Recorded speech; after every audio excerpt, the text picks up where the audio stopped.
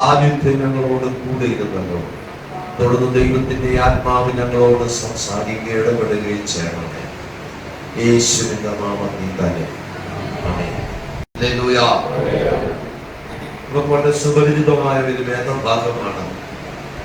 മർക്കോസ് സുവിശേഷം 9-ാം അധ്യായം 14 മുതൽ 29 വേദഭാഗങ്ങളിൽ പ്രതിപാദിച്ചിരിക്കുന്നത് പലപ്പോഴും നമ്മൾ വായിക്കുകയും ധ്യാനിക്കുകയും ചെയ്തിട്ടുള്ള വേദഭാഗമാണ്. യേശു കർത്താവിന്റെ അടുക്കലേക്ക് മൂകനും ചെകിടനുമായ ആത്മാവ് ബാധിച്ച ഒരു മനുഷ്യനെ, ഒരു യൗവനക്കാരനെ കൊണ്ടുവന്നു. യേശുവിന്റെ അടുക്കലേക്ക് വരുമ്പോൾ വഴിയിൽ വെച്ച് ശിഷ്യന്മാരോട് പറഞ്ഞു, എന്റെ മകനെ സൗഖ്യമാക്കണമേ എന്ന്. ശിഷ്യന്മാർ പ്രാർത്ഥിച്ചിട്ടും ശാസിച്ചിട്ടും ഒന്നും പിശാച് വിട്ടുപോയില്ല. ആ മനുഷ്യൻ നിലവിളിയോടെ യേശുവിന്റെ അടുക്കലേക്ക് വരികയാണ്. അതിന്റെ 21-ാം വാക്യം മുതൽ വായിക്കാം. ഇത് അവൻ സംഭവിച്ചിട്ട് എത്ര കാലമായി എന്ന് അവന്റെ അപ്പനോട് ചോദിച്ചതിനെ അവൻ ചെറുപ്പം മുതൽ തന്നെ അത് അവരെ നശിപ്പിക്കേണ്ടതിനെ പലപ്പോഴും തീയിലും വെള്ളത്തിലും തള്ളിയിട്ടുണ്ട്. നിന്നാൽ വല്ലതും കഴിയുമെങ്കിൽ മനസ്സറിഞ്ഞ് ഞങ്ങളെ സഹായിക്കണമേ എന്ന് പറഞ്ഞു. ആ യൗവനക്കാരന്റെ അപ്പനോട് യേശു ചോദിക്കുകയാണ്, ഇത് എത്ര കാലമായി ഈ യൗവനക്കാരനെ ഇത് ഭാരപ്പെടുത്തുന്നു? അവന്റെ ജനനം മുതൽ, ബാല്യം മുതൽ അവനെ പിന്തുടരുന്ന ഒരു രോഗശക്തിയാണ്, അതിന്റെ പിന്നിൽ വ്യാപരിക്കുന്ന ഒരു പൈശാചിക ശക്തിയാണ് എന്ന് കർത്താവിന് തിരിച്ചറിയുവാനും ആ പിതാവ് അതേ സാക്ഷ്യം പ്രസ്താവിക്കുകയാണ്. ഊമനും ചെകിടനുമായ ആത്മാവെന്നാണ് വേദപുസ്തകം അതിനെ രേഖപ്പെടുത്തിയിരിക്കുന്നത്. കർത്താവിന്റെ സന്നിധിയിൽ നമ്മൾ അടുത്ത് വരുമ്പോൾ അതിന്റെ 19-ാം വാക്യം മുതൽ 18-ാം വാക്യം മുതൽ 2 വാക്യം കൂടെ വായിക്കും. അത് അവനെ എവിടെ വെച്ച് പിടിച്ചാലും അവനെ തള്ളിയിടുന്നു. പിന്നെ അവൻ തുലച്ചു പല്ല് കഴിച്ചു വരണ്ടു പോകുന്നു. അതിനെ പുറത്താക്കേണ്ടതിന് ഞാൻ നിന്റെ ശിഷ്യന്മാരോട് പറഞ്ഞിട്ട് അവർക്ക് കഴിഞ്ഞില്ല എന്ന് ഉത്തരം പറഞ്ഞു. അവൻ അവരോട്, അവിശ്വാസമുള്ള തലമുറയെ എത്രത്തോളം ഞാൻ നിങ്ങളോട് കൂടെ ഇരിക്കും, എത്രത്തോളം ഞാൻ നിങ്ങളെ പൊറുക്കും. അവനെ എന്റെ അടുക്കൽ കൊണ്ടുവരുകയും. യേശു കർത്താവ് തന്നെ അനുഗമിക്കുന്നവരോട് പറയുകയാണ്, എത്രത്തോളം ഞാൻ നിങ്ങളെ പൊറുക്കും, എത്രത്തോളം ഞാൻ നിങ്ങളെ സഹിക്കും, അവനെ എന്റെ അടുക്കൽ കൊണ്ടുവരും. 17-ാം വാക്യത്തിൽ പറയുന്നു, പുരുഷാരത്തിൽ ഒരുത്തൻ ഊമനായ ആത്മാവുള്ള മകനെ ഞാൻ നിന്റെ അടുക്കൽ കൊണ്ടുവരും. ഊമനായ, സംസാരിപ്പാൻ കഴിയാത്ത ആത്മാവുള്ള ഒരു മകനായിട്ടാണ് പറയുന്നത്. ഇത് 25-ാം വാക്യം വായിക്കാവുന്ന. എന്നാൽ പുരുഷാരം ഓടിക്കൂടുന്നത് യേശു കണ്ടിട്ട് അശുദ്ധാത്മാവിനെ ശാസിച്ചു. ഊമനും ചെകിടനുമായ ആത്മാവേ. യേശു കർത്താവിനാണ് വെളിപ്പാടുള്ളത്. ഊമനും ചെകിടനുമായ ആത്മാവേ, ഇവനെ വിട്ടുപോകും, ഇനി അവരിൽ കടക്കരുത് എന്ന് നിന്നോട് കൽപ്പിക്കുന്നു എന്ന് പറഞ്ഞു. യേശു കർത്താവ് ഊമനും ചെകിടനുമായ ആത്മാവിനെ ശാസിക്കുക മാത്രമല്ല, ഇനി അവരിൽ കടക്കരുതെന്ന് കൽപ്പിക്കുന്നു. യേശുവിന്റെ അടുക്കലേക്ക് ഒരു വിഷയവുമായി വന്നാൽ ആ വിഷയത്തിന് താൽക്കാലികമായ പരിഹാരമല്ല, സ്ഥിരമായ പരിഹാരം യേശുവിന് നൽകാൻ കഴിയും. കർത്താവിന്റെ പ്രവൃത്തികളൊക്കെ സ്ഥിരതയുള്ളതാണ്. മാനുഷികമായ കാര്യങ്ങൾ മനുഷ്യൻ ചെയ്യുന്നതൊക്കെ താൽക്കാലികമായിരിക്കുമ്പോൾ ദൈവത്തിന്റെ പ്രവൃത്തികൾ സ്ഥിരതയുള്ളതാണ്. കഴിഞ്ഞ ചില നാളുകൾക്ക് നമ്മൾ ചിന്തിച്ചു, കർത്താവ് ഉയർത്തെഴുന്നേൽക്കുമ്പോൾ കർത്താവ് സ്വർഗത്തിൽ നിന്ന് ഇറങ്ങി വന്ന ദൈവത്തിന്റെ ദൂതൻ കല്ലറയിൽ നിന്ന് കല്ലറ വാർക്ക് കല്ലുരുട്ടി മാറ്റി അതിന്റെ മുകളിൽ ഇരുന്നു. എന്തിനാണ്? ആ ദേശത്തിലെ ആളുകൾ, മഹാപുരോഹിതന്മാരും ശാസ്ത്രിമാരും പരീക്ഷന്മാരും ഏകസ്വരത്തിൽ പറഞ്ഞതാണ്, ഈ യേശു എന്ന് പറയുന്ന മനുഷ്യൻ, അവർ പറയുന്നത് ചതിയൻ എന്ന വാക്കാണ് ഉപയോഗിച്ചിരിക്കുന്നത്. ജീവിച്ചിരുന്നപ്പോൾ പറഞ്ഞു, ഞാൻ മരിച്ചു 3-ാം ദിവസം ഉയർത്തെഴുന്നേൽക്കുമെന്ന്. നമ്മൾ അവനെ എന്തായാലും കൊന്നു കല്ലറയ്ക്കൽ വെച്ചു. ഇനി അവൻ ആരെങ്കിലും അവന്റെ ശരീരം എടുത്തോണ്ട് പോയിട്ട് അവൻ ഉയർത്തെഴുന്നേറ്റു എന്ന് പറഞ്ഞാൽ പിന്നെ മുമ്പിലത്തെക്കാളും വലിയ ചതിയായി പോകും. അത് ഒരിക്കലും പാടില്ല. അതുകൊണ്ട് കർത്താവിന്റെ അവിടെയുള്ള ആളുകൾ വന്ന് മഹാപുരോഹിതൻ അവിടുത്തെ അധികാരിയോട് പറയുകയാണ്, പീലാത്തോസിനോട് പറയുകയാണ്, ആ കല്ലറയ്ക്ക് കാവലാക്കണം. പീലാത്തോസ് പറയുന്നത്, ഞാൻ കാവൽ കൂട്ടത്തെ തരാം, എന്ത് വേണമെങ്കിലും തരാം, നിങ്ങളാൽ ആവോളമാണ് അതിനെ അടച്ച് ഉറപ്പാക്കുകയും. അങ്ങനെ രാജാവിന്റെ മുദ്രയും വെച്ച് ശക്തമായ പട്ടാളക്കാരെയും കാവലാക്കി. പക്ഷെ ആ സ്വർഗത്തിലെ ദൈവത്തിന്റെ ദൂതൻ ഇറങ്ങി വന്നപ്പോൾ ആ കല്ലിനെ ഉരുട്ടി മാറ്റി. അവിടെ രാജാവിന്റെ മുദ്രയെല്ലാം തെറിച്ചുപോയി.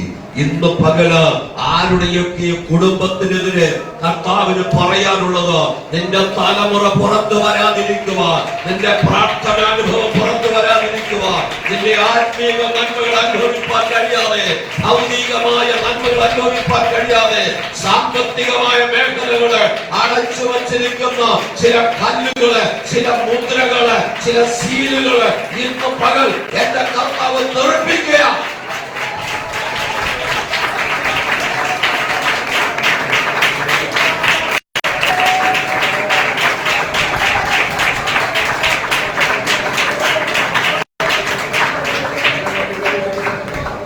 നമ്മളാണെങ്കിൽ മുദ്ര വെച്ചിരിക്കുന്ന കല്യാണത്തിന് ആ മുദ്ര പൊട്ടിച്ച് ആ കല്ലിനെ മാറ്റണം. പക്ഷെ കർത്താവിന്റെ ദൂതൻ ഒരു വിരൽ കൊണ്ട് തൊട്ടാൽ മതി, ആ മുദ്രയെല്ലാം പൊട്ടി അത് പുറത്തു വരും. പക്ഷെ കല്ലുരുട്ടി മാറ്റിവെച്ച ശേഷം പിന്നെയും അത് തിരിച്ചുരുട്ടി വയ്ക്കാൻ അനുവദിക്കാതെ വണ്ണം ഉരുട്ടി വെച്ച കല്ലിന്റെ പുറത്ത് ദൂതൻ ഇരിക്കുകയാണ്. ഒരുപക്ഷെ അവിടുത്തെ പടയാളികൾ ദൂതൻ കല്ലുരുട്ടി മാറ്റി കർത്താവിനെ പുറത്തു കൊണ്ടുവന്ന ശേഷം പിന്നെയും ആ പട്ടാളക്കാര് കല്ലുരുട്ടി വെച്ചാലോ യേശു ഉയർത്തെഴുന്നേറ്റോ ഞങ്ങളത് വിശ്വസിക്കാൻ ബുദ്ധിമുട്ടായിരിക്കും. കർത്താവിന്റെ സന്നിധി ദൈവത്തിന് കല്ലുരുട്ടി മാറ്റാതെ വേണമെങ്കിൽ യേശുവിനെ പുറത്തു കൊണ്ടുവരാം. ഉയർത്തെഴുന്നേറ്റ യേശു ശിഷ്യന്മാർ വാതിലടച്ച് ഭയത്തോടെ അകത്തിരിക്കുമ്പോൾ അടയ്ക്കപ്പെട്ട മുറിക്കകത്തേക്ക് യേശു ചെന്ന് അവർക്ക് സമാധാനം പറഞ്ഞതാണ്. ആ കർത്താവിനെ പുറത്തു വരാൻ കല്ലറയിൽ നിന്ന് തുറക്കേണ്ട കാര്യമില്ല. പിന്നെയോ എന്നെയും നിങ്ങളുടെ വിശ്വാസത്തിൽ ഉറപ്പിക്കുവാൻ ആ കല്ലറ വാതിൽക്കൽ തുറന്ന് കർത്താവിനെ പുറത്തു കൊണ്ടുവരുവാൻ തക്കവണ്ണം ഇടയായി തീർന്നു. ഇന്ന് പകൽക്കാലം നമ്മൾ വായിച്ച വേദഭാഗത്തിലേക്ക് നമ്മൾ മടങ്ങി വരുമ്പോൾ അതിന്റെ 29-ാം വാക്യം കൂടെ വായിക്കാം. പ്രാർത്ഥനയാലല്ലാതെ ഈ ജാതി ഒന്നിനാലും പുറപ്പെട്ടു പോകയില്ല എന്ന് അവൻ പറഞ്ഞു. ശിഷ്യന്മാർക്കൊരു സംശയം സ്വകാര്യമായി ചോദിക്കുക, എന്തുകൊണ്ടാണ് ഞങ്ങൾ പ്രാർത്ഥിച്ചിട്ട് ഈ വ്യാധി മാറിപ്പോകാത്തത്? യേശുവിന്റെ കൂടെ നടന്ന ശിഷ്യന്മാർക്ക് ഒരുപാട് രോഗശാന്തിയൊക്കെ കണ്ടവരാണ്. ഭൂതങ്ങൾ വിടും, അത് വിട്ടുപോകുന്നത് കണ്ടു, രോഗികൾ സൗഖ്യം പ്രാപിക്കുന്നത് കണ്ടു. ശിഷ്യന്മാർ യേശുവിനോട് ചോദിക്കുകയാണ്, എന്തുകൊണ്ട്? 28-ാം വാക്യം കൂടെ വായിക്കാം. വീട്ടിൽ വന്ന ശേഷം ശിഷ്യന്മാർ സ്വകാര്യമായി അവരോട്, ഞങ്ങൾക്ക് അതിനെ പുറത്താക്കുവാൻ കഴിയാതിരുന്നത് എന്തെന്ന് ചോദിച്ചു. യേശുവിന്റെ ശിഷ്യന്മാർ യേശുവിനോട് ചോദിക്കാം, 3.5 വർഷക്കാലം ഞങ്ങൾ നിന്നോട് നടന്നില്ലേ, എന്തുകൊണ്ടാ അതിനെ പുറത്താക്കാൻ കഴിയാം? അതിന്റെ ട്രിക്ക് ഒന്ന് പറഞ്ഞു തരണം. എന്തുകൊണ്ട് ഞങ്ങൾക്ക് അതിനെ പുറത്താക്കാൻ കഴിയും? യേശു കർത്താവ് പറയുന്നു, പ്രാർത്ഥനയാലും ഉപവാസത്താലും അല്ലാതെ അതിനെ പുറത്താക്കാൻ. ഒരിക്കൽ യേശുവിന്റെ ശിഷ്യന്മാരെ കുറിച്ച് പരാതി പറയുന്ന ഒരു കൂട്ടർ വന്ന് പറയുകയാ, യോഹന്നാന്റെ ശിഷ്യന്മാർ ഉപവസിക്കുന്നു, എന്താ നിന്റെ ശിഷ്യന്മാർ ഉപവസിക്കാത്തത്? യേശു പറയുന്നു, മണവാളൻ കൂടെ ഉള്ളപ്പോൾ തോഴന്മാർക്ക് ഉപവസിക്കാൻ കഴിയില്ല. മണവാളൻ മാറുന്നൊരു ദിവസമുണ്ട്, ഇടയനെ വെട്ടുന്നൊരു ദിവസമുണ്ട്. അന്ന് അവർ ഉപവസിച്ചോളും. കർത്താവ് ഉയർത്തെഴുന്നേറ്റ് സ്വർഗാരോഹണം ചെയ്യുമ്പോൾ പറഞ്ഞത്, ഉയരത്തിലെ ശക്തി ലഭിക്കുമ്പോഴും നിങ്ങൾ നഗരത്തിൽ പാർക്കണം. ഏത് പുസ്തകം പറയുന്നത്? അപ്പോസ്തലപ്രവൃത്തിയുടെ പുസ്തകത്തിൽ അത് ഈ 120ഓളം പേർ ഒരു മനപ്പെട്ട് പ്രാർത്ഥിച്ചുവെന്നാണ്. അവർ ഭക്ഷിക്കാനും ദാനം ചെയ്യാൻ പോലും തിരിഞ്ഞില്ല. ഒരൊറ്റ പ്രാർത്ഥന 10 ദിവസം.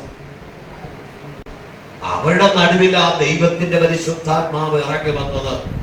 ആത്മാവിന്റെ ശക്തി നമ്മുടെ മേൽ പുതുക്കപ്പെടുവാൻ അത് കഴിയണമോ? ഉപവാസവും പ്രാർത്ഥനയും കുറഞ്ഞു പോകരുത്. യേശുവിന്റെ ശിഷ്യന്മാരോട് കർത്താവ് പറയുകയാ, ഉപവാസത്താലും പ്രാർത്ഥനയാലും അല്ലാതെ ഈ ജാതി പുറപ്പെട്ടു പോകയില്ല. രോഗസൗഖ്യം മാത്രമല്ല, അതിന്റെ പിന്നിൽ വ്യാപരിക്കുന്ന രോഗബന്ധനങ്ങളുണ്ട്. 18 സംവത്സരം ഒട്ടും നിവരുവാൻ കഴിയാതെ കൂനിയായ ഒരു മാതാവിന്റെ ദൈവാലയത്തിൽ വെച്ച് കണ്ടിട്ട് യേശു അവളെ വിളിച്ച് അവളുടെ രോഗബന്ധനം അഴിഞ്ഞപ്പോൾ അവൾ നിവർന്നു. നിന്നെ നിവരുവാൻ കഴിയാതെ കെട്ടിവച്ചിരിക്കുന്ന ബന്ധനങ്ങൾ ഇന്ന് പകൽക്കാലം അഴിയണം. ദൈവത്തിന്റെ സന്നിധിയിൽ പ്രാർത്ഥിക്കുന്ന ദൈവമൈതലേ, അത് നമ്മുടെ അവകാശമാണ്. ആ രോഗസൗഖ്യം, ആ വിടുതൽ നമ്മുടെ അവകാശമാണ്. അത് പ്രാപിച്ചെടുക്കുവാൻ നമുക്ക് കഴിയണം. യേശുവിന്റെ അടുക്കലേക്ക് ആ ഊമനും ചെകിടനുമായ യൗവനക്കാരനെ കൊണ്ടുവരുമ്പോൾ 23-ാം വാക്യം പിന്നെയും വായിക്കാം. യേശു അവനോട്, നിങ്ങൾ കഴിയുമെങ്കിലെന്ന് വിശ്വസിക്കുന്നവന് സകലവും കഴിയും എന്ന് പറഞ്ഞു. യേശു കർത്താവ് ബാല്യക്കാരന്റെ പിതാവിനോട് പറഞ്ഞത്, നിന്നാൽ കഴിയുമെങ്കിൽ എന്നോ എന്നല്ല, വിശ്വസിക്കുന്നവന് സകലതും കഴിയും. നമ്മുടെ വിശ്വാസം വർദ്ധിക്കണം. രക്ഷിക്കപ്പെട്ട സ്നാനപ്പെട്ട ദൈവവചനപ്രകാരം ജീവിക്കുന്ന ഒരു ദൈവവചനത്തിന്റെ മുമ്പിൽ കൊണ്ടുവരുന്ന വിഷയത്തിന് വിടുതൽ തരാൻ ദൈവം വിശ്വസ്തനാണ്. ദൈവത്തിന്റെ അത് നമ്മുടെ വിശ്വാസമാണ് നമ്മെ ധൈര്യപ്പെടുത്തുന്നത്. ഒരു വിഷയത്തിന് പ്രാർത്ഥിക്കുവാനായിട്ട് നമ്മൾ കടന്നു പോകുമ്പോൾ, നമുക്കൊരു വിഷയം വരുമ്പോൾ അതിനെ പ്രാഗൽഭ്യത്തോടെ പ്രാർത്ഥിക്കുവാൻ ഒരു ധൈര്യമകത്തുണ്ടെങ്കിൽ നമ്മൾ ധൈര്യമായി പ്രാർത്ഥിച്ചാൽ മതി, ആ വിഷയം വിട്ടുപോകും. കർത്താവ് പറയുന്നു, വിശ്വസിച്ചാൽ വിശ്വസിക്കുന്നവന് സകലതും കഴിയും. എന്താണ് വിശ്വാസം? നമുക്ക് അല്പമേ വിശ്വാസമുള്ളൂ. അതാണ് പലപ്പോഴും നമ്മൾ കുഴഞ്ഞു പോകുന്നത്. ലൂക്കോസ് സുവിശേഷം 17-ാം അധ്യായം 5-ാം വാക്യം വായിക്കുമ്പോൾ, ലൂക്കോസ് സുവിശേഷം 17:5, അപ്പോസ്തലന്മാർ കർത്താവിനോട് ഞങ്ങൾക്ക് വിശ്വാസം വർദ്ധിപ്പിച്ചു തരണമേ എന്ന് പറഞ്ഞു. ഇന്ന് പകൽ നമ്മുടെ വിശ്വാസം എവിടെയോ വിശ്വാസത്തിൽ കുറവ് വന്നുപോയി. അതിനൊന്ന് വർദ്ധിപ്പിച്ചു തരണമേ എന്ന് പറഞ്ഞു. ഒരു മാസ്റ്റർ കഴിഞ്ഞ ശനിയാഴ്ച എന്നെ വിളിച്ച് പറഞ്ഞു, അജയ്ക്ക് അല്പം ബലഹീനതയാണെന്ന് പറഞ്ഞു. അങ്ങനെ ആശുപത്രി കൊണ്ടുപോയി അഡ്മിറ്റ് ചെയ്തു. 2 ദിവസം കഴിഞ്ഞപ്പോൾ ഞാനിങ്ങനെ നിരന്തരമായി ഫോണിൽ വിളിച്ചുകൊണ്ടിരുന്നു. സുഖമുണ്ടെന്ന് പറഞ്ഞു. അപ്പൊ അടുത്ത ദിവസം ഡിസ്ചാർജ് ചെയ്യുമെന്ന് ഞാൻ പ്രതീക്ഷിച്ചു. തലേ ദിവസം നല്ല സുഖത്തോടെ ഇരുന്നു. ഡിസ്ചാർജ് ചെയ്യണമെന്ന് ആഗ്രഹിച്ചിട്ട് തലേ ദിവസം വൈകിട്ട് അസഹ്യമായിട്ട് നടുവേദന. എനിക്ക് യാത്ര ചെയ്യാൻ അല്പം ശാരീരമായ ക്ലേശമുള്ളതുകൊണ്ട് ഞാൻ പോയി എന്റെ മോളെയും വൈഫിന്റെയും മോളെയും കൂടെ പറഞ്ഞു വിട്ടിട്ട് പോയി നോക്കിയിട്ട് വരാൻ പറഞ്ഞു. ഞാൻ റോഡിൽ കൂടെ പ്രാർത്ഥിച്ചു. അത് കഴിഞ്ഞ് ഞാൻ എന്റെ പ്രാർത്ഥന മുറിക്കത്ത് പ്രാർത്ഥിക്കുമ്പോൾ ഞാൻ എന്റെ മനസ്സിൽ ദൈവാത്മാവ് ഇടപെട്ടു. ആശുപത്രി തന്നെ കിടത്താനാണ് ശത്രുവിന്റെ തന്ത്രം. എനിക്ക് ഇത്തിരി ബലഹീനത ഉണ്ടായിരുന്നു ആ ദിവസങ്ങളിൽ. ഞാൻ പ്രഭാതത്തില് 5:30 മണിക്ക് എഴുന്നേറ്റ് പ്രാർത്ഥിച്ചിട്ട് വയറിനോട് ഞാൻ സിറ്റി വരെ ഒന്ന് പോയിട്ടുണ്ടെന്ന് പറഞ്ഞു. ഞാൻ ആരോടും ഒന്നും തിരിഞ്ഞു നോക്കിയില്ല. രാവിലെ എന്റെ പ്രാർത്ഥനാ സമയമാണ്. അവർ ഉറക്കം ഒഴുകി മുമ്പ് ഞാൻ ആശുപത്രി ചെന്ന് വാതിൽ മുട്ടി. മറ്റൊരു നല്ല ഉറക്കം. ഞാൻ പോയതും വന്നതും പ്രാർത്ഥിച്ചതും കുട്ടി അറിഞ്ഞേയില്ല. ഞാൻ പ്രാർത്ഥിച്ചിട്ട് അവിടെ കിടത്താനായിട്ട് വെല്ലുവിളിച്ച പദ്ധതിയുടെ ശത്രുവിനെ ശാസിച്ചിട്ട് ഞാൻ വീട്ടിൽ പോയി. ഉച്ചാരം പറഞ്ഞു, ശത്രു നമ്മളെ കിടത്തിക്കളയാൻ ശ്രമിക്കുമ്പോൾ മോണിൽ കൂടെ പ്രാർത്ഥിച്ചാൽ വിടുതൽ വരും. പക്ഷെ എനിക്കൊരു തൃപ്തിയില്ല. ശരീരം ബലഹീനമായതുകൊണ്ട് ഞാൻ വേണ്ടാന്ന് വെച്ചിരിക്കുന്നു. ഇല്ല, എനിക്ക് മനസ്സിലായി അവിടെ പോയാലേ കാര്യങ്ങൾ, ചില കാര്യങ്ങൾ യേശുവിന്റെ അടുക്കൽ വന്നാലേ വിടുതൽ വരും. അപ്പോസ്തലന്മാരുടെ അടുക്കൽ വന്നിട്ട് കാര്യമില്ല. നിങ്ങൾ വ്യക്തിപരമായി യേശുവിന്റെ അടുക്കൽ വരണം. അതാണ് വിടുതൽ. വിശ്വാസത്തോടെ യേശുവിന്റെ അടുക്കൽ വന്നാൽ ഏത് വിഷയത്തിനും പരിഹാരമുണ്ട്. അപ്പോസ്തലന്മാർക്ക് പരിധി ഉള്ളപ്പോൾ കർത്താവിന് ഒരു പരിധിയുമില്ല. ഈ പകൽക്കാലം യേശുവിന്റെ അടുക്കലേക്ക് വന്നാൽ വിടുതലുണ്ടെന്ന് വിശ്വസിക്കാൻ കഴിയണം. കർത്താവ് അതിനോട് അവൻ പറയുകയാ, ഞങ്ങളുടെ വിശ്വാസം വർദ്ധിപ്പിക്കണമേ. ആരെങ്കിലും അവനെ ചോദിച്ചിട്ടുണ്ടോ? നമ്മുടെ വിശ്വാസത്തിൽ തികഞ്ഞവരല്ലേ, പിന്നെ എങ്ങനെ ദൈവത്തോട് ചോദിക്കും? അതല്ലേ കുഴപ്പം? ഇല്ല, ഇന്ന് പകൽ നമ്മുടെ കുറവുകളെ ദൈവത്തോട് പറഞ്ഞ, അപ്പ ഇങ്ങനെ ഞാൻ ജീവിച്ചാൽ പോരാ, കർത്താവിന്റെ അടുക്കലേക്ക് വന്ന ഞാൻ കർത്താവിനോളം, കർത്താവിന്റെ തലയോളം വളരാനാണ് നമുക്ക് അനുവാദം തന്നിരിക്കുന്നത്. ഞാൻ എങ്ങനെയെങ്കിലും ജീവിച്ചാൽ പോരാ. പിന്നെയോ, ഈ സഭയുടെ ഓരോ വ്യക്തികളും വിടുതൽ നടത്താൻ നിയോഗിക്കപ്പെട്ടവരാണ്. ദൈവത്തിന്റെ സന്നിധിയിൽ പ്രാർത്ഥിക്കുന്ന ദൈവമക്കളെ, ഞാൻ ശിശുയുടെ ആരംഭഘട്ടത്തില് ഒരു സഭയിൽ പോയി 21 ദിവസം താമസിച്ചു. ഇവിടെ വെള്ളാപ്പള്ളി വന്നിട്ട് ആദ്യ വർഷം. അതിനുശേഷം ആ ദൈവദാസൻ വിശാലുകളുടെ ശക്തിയോട് ഉപയോഗിക്കുന്ന ദൈവദാസൻ അവിടെ ചെന്ന് താമസിച്ച് ഉപവസിച്ചിട്ട് തിരിച്ചു വന്നപ്പോൾ എന്റെ ശുശ്രൂഷയുടെ ലെവല് മാറി. അങ്ങനെയാണെങ്കിൽ ഈ സഭയിൽ വന്ന് ആരാധിക്കുന്ന ഓരോ കൊച്ചുകുറ്റം വിടുതൽ നൽകുവാൻ തക്കോണം ദൈവം ശക്തീകരിക്കും.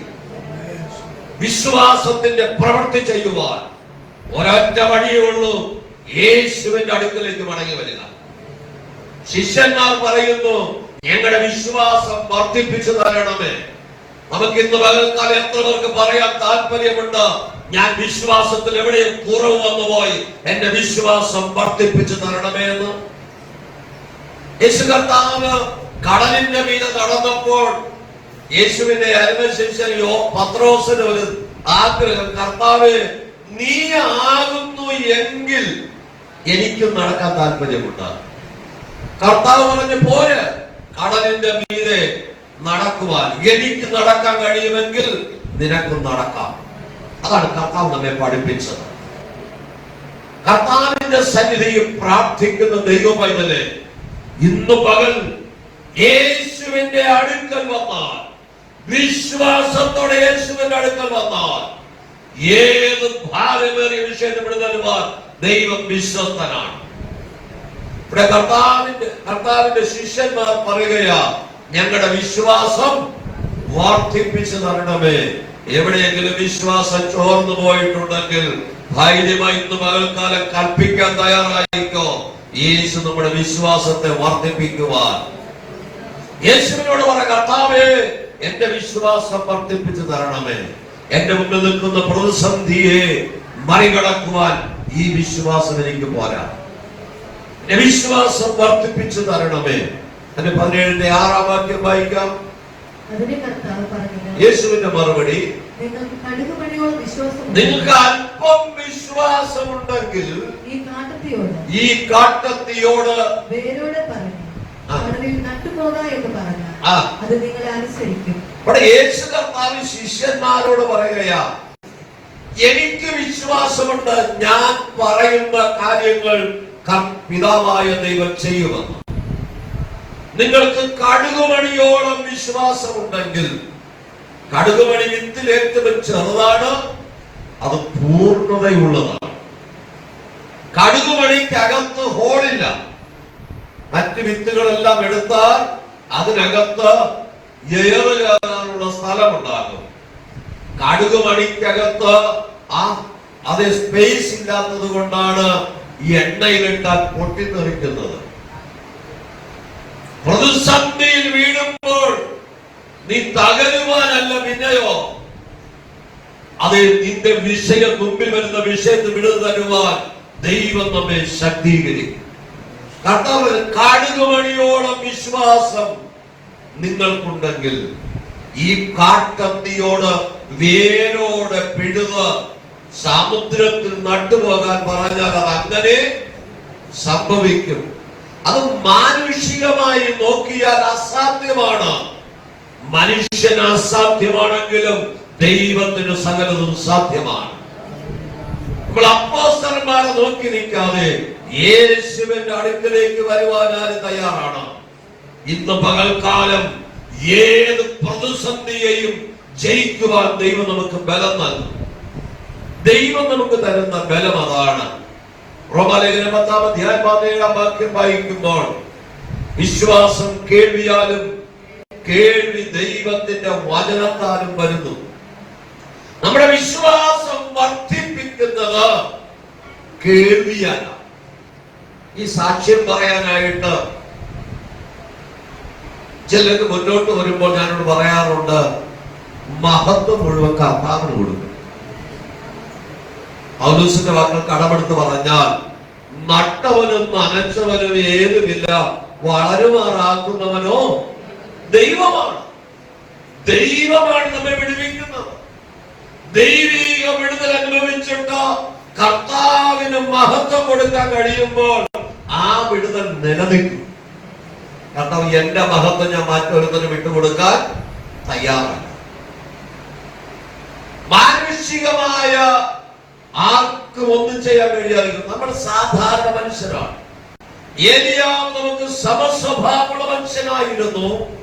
എങ്കിലും ഏലിയാവ് വിശ്വാസത്തോടെ പ്രപഞ്ചത്തെ നോക്കി കൽപ്പിച്ചു. 3.5 വർഷക്കാലം ആകാശം അടഞ്ഞുപോയി. നമുക്ക് സമസ്വഭാവമുള്ള മനുഷ്യരാണ് ഏലിയാവ്. ഏലിയാവിന് വിശപ്പുണ്ടായിരുന്നു, ഏലിയാവിന് ദാഹമുണ്ടായിരുന്നു, ഏലിയാവിന് ഭയമുണ്ടായിരുന്നു. മനുഷ്യർക്കുള്ള സകല അവസ്ഥകളും ഏലിയാവിനുണ്ടായിരുന്നു. ഏലിയാവിനെ രാജാവ് കൊല്ലുവാനായിട്ട് ശ്രമിച്ചത് കൊണ്ട് ദൈവം അവനെ ഒളിപ്പിച്ചു വെച്ചു, അവനെ രാജാവ് കൊന്നുകളയാതിരിക്കുവാൻ. എന്നാൽ ഏലിയാവ് നമുക്ക് സമസ്വഭാവമുള്ള മനുഷ്യനായിരുന്നുവെങ്കിലും ഏലിയാവ് കൽപ്പിച്ചപ്പോൾ ആകാശം അടയപ്പെട്ടു. ഏലിയാവിന്റെ പ്രാർത്ഥനയിൽ ആകാശം തുറക്കപ്പെട്ടു. അങ്ങനെയാണെങ്കിൽ ദൈവം നമുക്ക് തന്നിരിക്കുന്ന അധികാരം എത്ര വലുതാണ്! നമ്മുടെ വിശ്വാസം വർദ്ധിക്കണം. അതെ, വിശ്വാസം കേൾവിയാലും കേൾവി ദൈവത്തിന്റെ ദൈവവചനം കേൾക്കുമ്പോഴാണ് നമ്മുടെ വിശ്വാസം വർദ്ധിക്കുവാൻ. ഏറ്റവും വലിയ പ്രവചനം ദൈവവചനമാണ്. ദൈവവചനം പ്രസംഗിക്കുമ്പോൾ അത് ആര് ഏറ്റെടുക്കുന്നുവോ അവിടെയാണ് വിടുതൽ വരുന്നത്. ഒരു ചൊവ്വാഴ്ച ഉപവാസ പ്രാർത്ഥന നടന്നുകൊണ്ടിരിക്കുമ്പോൾ വളരെ കുറച്ച് ആളുകളെ ചൊവ്വാഴ്ച വരാറുള്ളൂ. അഞ്ജലി എന്ന മകൾ 3-ാമത്തെ വലിയ കസേരയിരിക്കുക. ആ ദൈവവചനം പ്രസംഗിച്ചപ്പോൾ ജനമെല്ലാം ആത്മാവിലായി. ആ മകൾ ശക്തമായി അങ്ങ് ആരാധിച്ചു കഴിഞ്ഞപ്പോൾ എന്നോട് പറഞ്ഞു, എന്റെ ശരീരത്തിന്റെ ഭാരം കുറഞ്ഞതുപോലെ തോന്നുന്നു. ഞാൻ പറഞ്ഞു, അത് ആ ആരാധന സമയത്ത് ഞാനും അങ്ങോട്ട് ഇറങ്ങി അവരുടെ ശിരസിൽ കരം വെച്ച് പ്രാർത്ഥിച്ചു. ഞാൻ എന്റെ തൈറോയിഡിനെ ദൈവം എടുത്തു മാറ്റി. അടുത്ത ടെസ്റ്റ് ചെയ്യുമ്പോൾ 2.5 ഉള്ളൂ. 55 കുറയാതെ വർഷങ്ങളായി നിന്ന് തൈറോയിഡിനെ ആ വചനത്തിന്റെ ശക്തി ഏറ്റെടുത്ത് ആരാധിച്ചപ്പോൾ വിടുതൽ പ്രാപിച്ചെങ്കിൽ ഇന്ന് പകൽ ഈ വചനത്തിന്റെ മുമ്പിൽ ആരൊക്കെ ഏറ്റെടുക്കുന്നുവോ അവരുടെ ജീവിതത്തിൽ വിടുതൽ സംഭവിക്കും. ദൈവവചനത്തോട് നമ്മൾ പ്രതികരിക്കുമ്പോഴാണ് വചനത്തിന്റെ ജീവൻ നമ്മിൽ വെളിപ്പെടുന്നത്. അവിടെയാണ് വിടുതൽ സംഭവിക്കുന്നത്. 1 തീമോഥെയോസിന്റെ ലേഖനം 1-ാം അധ്യായം 5-ാം വാക്യം വായിക്കുമ്പോൾ, 1 തീമോഥെയോസിന്റെ ലേഖനം 1-ാം അധ്യായം 5-ാം വാക്യം, ആജ്ഞയുടെ ഉദ്ദേശങ്ങൾ ശുദ്ധഹൃദയം, ശുദ്ധഹൃദയം, നല്ല മനസ്സാക്ഷി, നിർവ്യാജ വിശ്വാസം എന്നിവ ഉളവാകുന്ന സ്നേഹം തന്നെ. നിർവ്യാജ വിശ്വാസം. നമ്മുടെ വിശ്വാസത്തിനകത്ത് വ്യാജം പാടില്ല. മനുഷ്യരെ പ്രസാദിപ്പിക്കുന്ന വിശ്വാസമല്ല. ഞാൻ വിശ്വാസി എന്ന് കാണിക്കുന്ന വിശ്വാസമല്ല. യാക്കോബ് പറയുന്നു, പിശാചിനെ കുറിച്ച് അവൻ വിറച്ചുകൊണ്ട് ദൈവത്തെ വിശ്വസിക്കുന്നു. നമ്മുടെ വിശ്വാസം എവിടെയാണ്? നമ്മുടെ വിശ്വാസം വർദ്ധിപ്പിക്കുവാൻ ഈ പകൽക്കാലം വിടുതൽ തരുവാൻ ദൈവം വിശ്വസ്തൻ. ഈ കഴിഞ്ഞ ആഴ്ച ഭവനത്തിൽ പ്രാർത്ഥിക്കാൻ പോകുമ്പോൾ ആ സഹോദരി പറഞ്ഞു, പാസ്റ്റർ, ഞങ്ങളുടെ കിണർ വലിയ ആഴമുണ്ട്, ഒരു തുള്ളി വെള്ളവുമില്ല. ഞാൻ പറഞ്ഞു, വിശ്വസിച്ചാൽ നമുക്ക് പ്രാർത്ഥിക്കാം. ഒരു കപ്പ് വെള്ളം പ്രാർത്ഥിച്ച ആ കിണറ്റിനകത്തേക്ക് ഒഴിച്ചിട്ട് ഞാൻ കടന്നു പോകുന്നു. അടുത്ത ദിവസം ആ സഹോദരി വിളിച്ചു ചോദിച്ചു, സിസ്റ്റർ, നിങ്ങളുടെ കിണറെങ്ങനെ ഉണ്ട്? പാസ്റ്റർ, കിണറിലേക്ക് നോക്കിയില്ല, പക്ഷെ മോട്ടോർ ഓൺ ചെയ്തപ്പോൾ ടാങ്ക് നിറയെ വെള്ളം കിട്ടും. നിങ്ങളുടെ വിശ്വാസം എവിടെയാണ്? ഏതൊക്കെ വരണ്ടുപോയ അനുഭവങ്ങളെ ഇന്ന് പകൽ ജീവൻ പ്രാപിക്കുക. ചില വറ്റിപ്പോയ ഉറവുകളെ, ചില വറ്റിപ്പോയ സാമ്പത്തിക സ്രോതസ്സുകളെ തുറന്നു തരുവാൻ ഇന്ന് പകൽ യേശു വിശ്വസ്തനോ. നിന്റെ വിഷയം ദൈവസന്നിധിയാൽ കർത്താവിന്റെ സന്നിധിയിൽ നമ്മുടെ ആവശ്യങ്ങളെ എത്തിക്കാൻ കഴിഞ്ഞാൽ അത് വിടുവിക്കുവാൻ ശക്തനായ ഒരു കർത്താവ് നമുക്കുണ്ട്. ആ ദൈവത്തിന്റെ കരം എന്നും കുറുകിപ്പോയിട്ടില്ല. നിർവ്യാജ വിശ്വാസം നമുക്ക് വേണം. ഒരിക്കൽ അനന്യാസും സബീറയും കൂടെ അവർ അനുഗ്രഹം പ്രാപിക്കുവാൻ പത്രോസിന്റെ അടുക്കലേക്ക് ചെന്നു. പക്ഷെ പോയതല്ലാതെ മടങ്ങി വന്നില്ല. അവർ അനുഗ്രഹം പ്രാപിച്ച് ദീർഘകാലം ജീവിക്കാനാണ് പോയത്. പക്ഷേ അവർ അപ്പോസ്തലന്റെ കാൽക്കൽ ചെന്ന് അനുഗ്രഹം പ്രാപിക്കാൻ പോയി ആളുകൾ ചുമന്നുകൊണ്ടുപോയി കുഴിച്ചിടുകയാണ് ചെയ്തത്. നിർവ്യാജ വിശ്വാസം നമ്മുടെ ജീവിതത്തിൽ ഉണ്ടാകണം. ദൈവത്തിന് നമ്മുടെ ആകങ്ങളെ കണ്ടിട്ട് നമ്മെ അനുഗ്രഹിക്കാൻ കഴിയുമോ? നമ്മുടെ ചിന്തകളെ കണ്ടിട്ട്, നമ്മുടേതായ വിചാരങ്ങളെ കണ്ടിട്ട് ദൈവത്തിന് നമ്മെ അനുഗ്രഹിക്കാൻ കഴിയുമോ? നമ്മുടെ വിശ്വാസം വർദ്ധിക്കണം. ഗലാത്യ ലേഖനം 5-ാം അധ്യായം 6-ാം വാക്യം വായിക്കുമ്പോൾ, ഗലാത്യ ലേഖനം 5:6, ക്രിസ്തുയേശുവിൽ ഭൗതികമായ കാര്യങ്ങളല്ല, സ്നേഹത്താൽ വ്യാപരിക്കുന്ന അതാണ് കാര്യമെന്ന് കർത്താവ് പഠിപ്പിക്കുന്നു. കർത്താവിൽ ഭൗതികമായ പുറമേയുള്ള പരിച്ഛേദനയോ മറ്റു കാര്യങ്ങളോ അല്ല ദൈവം ആഗ്രഹിക്കുന്നത്. സ്നേഹത്താൽ വ്യാപരിക്കുന്ന വിശ്വാസം, ദൈവസ്നേഹത്താൽ വ്യാപരിക്കുന്ന വിശ്വാസം. ഏത് സമയത്തും പ്രാഗൽഭ്യത്തോടെ ഈ യേശുവിന്റെ അടുക്കലേക്ക് ഓടിച്ചെല്ലുവാൻ ഒരു ദൈവവേദന കഴിഞ്ഞാൽ ചിലപ്പോൾ രാത്രി എന്നെ ഫോൺ ചെയ്താൽ ഞാൻ ചിലപ്പോൾ ഉറക്കത്തിലായിരിക്കും, കേട്ടെന്ന് വരികയില്ല. ഫോൺ അറ്റൻഡ് ചെയ്യണമെന്നില്ല. എന്നാൽ കർത്താവിന്റെ ചെവി എല്ലായ്പ്പോഴും തുറന്നിരിക്കുന്നു. ഭൂമിയിലേക്ക് ഊടാടിക്കൊണ്ടിരിക്കുന്ന ദൈവത്തിന്റെ 7 കണ്ണ്, 7 പൂർണ്ണതയെ കാണിക്കുക, എല്ലായ്പ്പോഴും തുറന്നിരിക്കുന്നു. യേശുവിന്റെ അടുക്കലേക്ക് ലോകം മുഴുവനും സുഖനിദ്രയിലായിരിക്കുമ്പോൾ, പ്രതിസന്ധിയിലായിരിക്കുന്ന ദൈവമൈതൽ നിന്റെ വിഷയവുമായി ദൈവശ്രീ മുട്ടുമടക്കിയാൽ സ്വർഗ്ഗം നിന്റെ മുന്നിൽ തുറക്കപ്പെടും. കർത്താവിന് അസാധ്യമെന്നൊരു പദമില്ല. നമ്മുടെ വിശ്വാസം വർദ്ധിക്കണം. ശിഷ്യന്മാർ യേശുവിനോട് പറയും, കർത്താവേ, എന്റെ വിശ്വാസം വർദ്ധിപ്പിച്ചു തരണമേ. ഞങ്ങളുടെ വിശ്വാസം വർദ്ധിപ്പിച്ചു തരണമേ. ദൈവത്തിന്റെ സന്നിധിയിൽ പ്രാഗൽഭ്യത്തോടെ ദൈവത്തോട് പറയാൻ കഴിയണം, യേശുവപ്പാ, എന്റെ വിശ്വാസത്തിൽ എവിടെയോ കോട്ടം വന്നു പോയി. എന്റെ വിശ്വാസത്തെ പൂർണ്ണതയുള്ളതാക്കി തീർക്കണമേ. അവിടെ കർത്താവിന്റെ വചനം പറയും, ക്രിസ്തുവിൽ പരിച്ഛേദനയും അഗ്രചർമ്മവുമല്ല, പലതും പുറമേ വിശ്വാസി എന്ന് കാണിക്കുവാൻ പലതും ചെയ്യുമ്പോൾ സ്നേഹത്താൽ വ്യാപരിക്കുന്ന വിശ്വാസം അത്രേ കാര്യം. ഞാൻ യേശുവിൽ വിശ്വസിക്കുമ്പോൾ ആ ദൈവ സ്നേഹം എന്റെ മേൽ വരണം. കർത്താവിന്റെ സ്നേഹത്തിൽ അത് വ്യാപരിക്കുന്ന വിശ്വാസം, അതാണ് നമുക്ക് ആവശ്യം. 1 യോഹന്നാന്റെ ലേഖനം 5-ാം അധ്യായം അതിന്റെ 4-ാമത് വാക്യം. 1 യോഹന്നാന്റെ ലേഖനം 5-ാം അധ്യായത്തിന്റെ 4-ാമത് വചനം. ദൈവത്തിൽ നിന്ന് ജനിച്ചതൊക്കെ ലോകത്തെ ജയിക്കുന്നു. ദൈവത്തിൽ നിന്ന് ജനിച്ചതൊക്കെയും ലോകത്തെ ജയിക്കുന്നു. ലോകത്തെ ജയിച്ച ജയം നമ്മുടെ വിശ്വാസം തന്നെ. അവിടെ അടിവരയിട്ട് പറയുകയാ, ലോകത്തെ ജയിക്കണമോ, ക്രിസ്തുവിനുള്ള വിശ്വാസം വർദ്ധിക്കണം.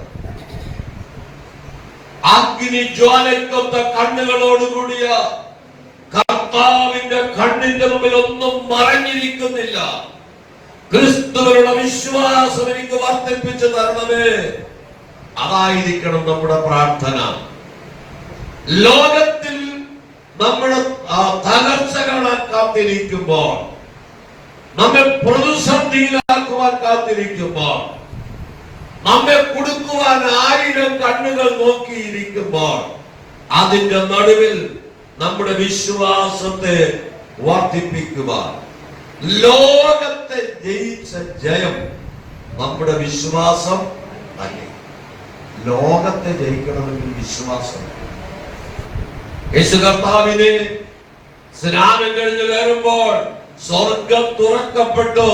ഇവൻ എന്റെ പ്രിയപുത്രൻ, ഇവന് ഞാൻ പ്രസാദിച്ചിരിക്കുന്നു എന്ന് സ്വർഗത്തിലെ ദൈവം ഏറ്റുപറഞ്ഞപ്പോ, ദൈവത്തിന്റെ പരിശുദ്ധാത്മാവ് ദേഹരൂപത്തിൽ തന്റെ മേൽ ആവസിച്ചു കഴിഞ്ഞപ്പോൾ, ദൈവത്തിന്റെ ആത്മാവ് യേശുവിനെ മരുഭൂമിയിലേക്ക് നയിച്ചു. പലരുടെയും ചിന്ത, ഈ പരിശുദ്ധാത്മാവിനെ പ്രാപിച്ച യേശു എന്തിനാ മരുഭൂമിയിൽ പോയെ? അതുകൊണ്ടല്ലേ പിശാച് പരീക്ഷിച്ചത്? ദൈവാത്മാവ് നിന്നെ എവിടേക്ക് നയിച്ചാലും നീ പോകാൻ തയ്യാറായാൽ നിന്നെ അഭിഷേകം ചെയ്ത് ദൈവം കൂടെ പോരും. പിശാചിനെ ജയിച്ച് യേശു മടങ്ങി വന്നു. ലൂക്കോസ് 4:16 പറയുന്നത്, 4:14, യേശു ആത്മാവിന്റെ ശക്തിയോടെ ഗലീലയിലേക്ക് മടങ്ങി വന്നു. എപ്പോഴാ? പിശാചിനെ ജയിച്ച ശേഷം. യേശുവിന്റെ വിശ്വാസം, എന്റെ പിതാവിന്റെ ആത്മാവ് എന്റെ മേലുള്ളിടത്തോളം ഞാൻ ഈ പിശാചിനെ ഭയപ്പെടുന്നില്ല. 3ാമത്തെ പരീക്ഷയുമായി വരുമ്പോൾ എന്നെ വിട്ട് പോയെന്ന് പറയുവാൻ കർത്താവിന് ധൈര്യമുണ്ടായി. നമ്മുടെ നന്മകളെ ചോർത്തിക്കളയാൻ വരുമ്പോൾ, പ്രലോഭനങ്ങളുമായി വരുമ്പോൾ, യേശുവിന്റെ നാമത്തിൽ ഞാൻ നിന്നെ ശാസിക്കുന്നു എന്ന് പറയുവാൻ ഒരു ദൈവമേത തയ്യാറായ, ഇന്ന് പകൽ ശത്രുവിന് തൊടാൻ കഴിയില്ല. ദൈവത്തിന്റെ സന്നിധി പ്രാർത്ഥിക്കുന്ന ദൈവ പൈതല് ചിലതിനെ വേരോടെ പിഴുതു കളയുക. നമ്മുടെ വിശ്വാസം വർദ്ധിക്കും. ദാവീദ് പറയുന്നു, എന്റെ ദൈവം എന്റെ കൂടെ ഉള്ളത് കൊണ്ട് ഞാൻ പടക്കൂടുന്നതിനെ പാഞ്ഞു ചെല്ലും. എന്റെ ദൈവം എന്റെ വലത്ത് ഞാൻ വച്ചിരിക്കുന്നത് കൊണ്ട് ഞാൻ മതിൽ ചാടി കടക്കും.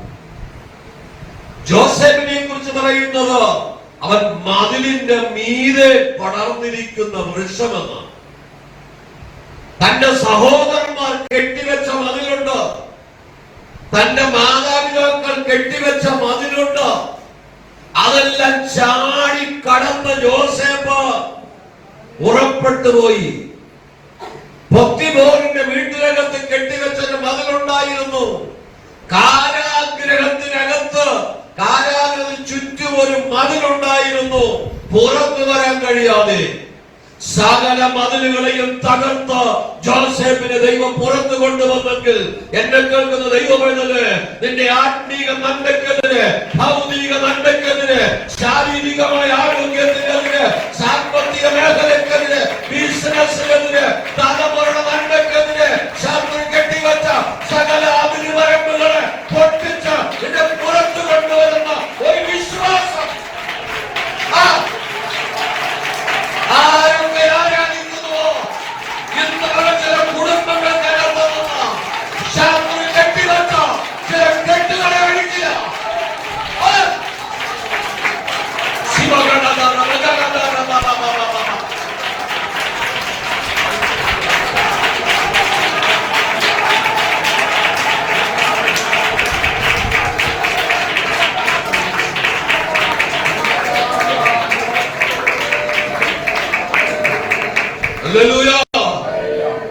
നമ്മുടെ വിശ്വാസം വർദ്ധിക്കും. നമ്മൾ എങ്ങനെയെങ്കിലും ജീവിക്കാൻ വിളിക്കപ്പെട്ടവരല്ല. നമ്മൾ രാജാവിന്റെ മക്കളാണ്. രാജകീയമായി ജീവിക്കാൻ വിളിക്കപ്പെട്ടവരാണ്. ദാവീദും യോനാഥാനുമായി ഉടമ്പടി ചെയ്തു. യോനാഥാൻ പറഞ്ഞു, നീ ഒരിക്കൽ രാജാവാകും. എന്റെ അപ്പന്റെ തലയിലിരിക്കുന്ന കിരീടം നിന്റെ തലമേൽ വയ്ക്കും. അന്ന് എന്റെ തലമുറകളെ നീ മറന്നു കളയരുത്.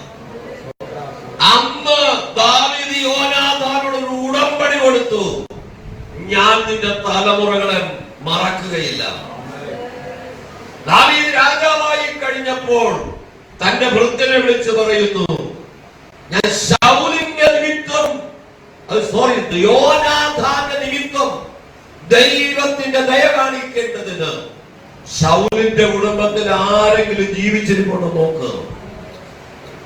ശൗലിന്റെ കുടുംബം മുഴുവൻ ഉന്മൂലനാശം ചെയ്യപ്പെട്ടു.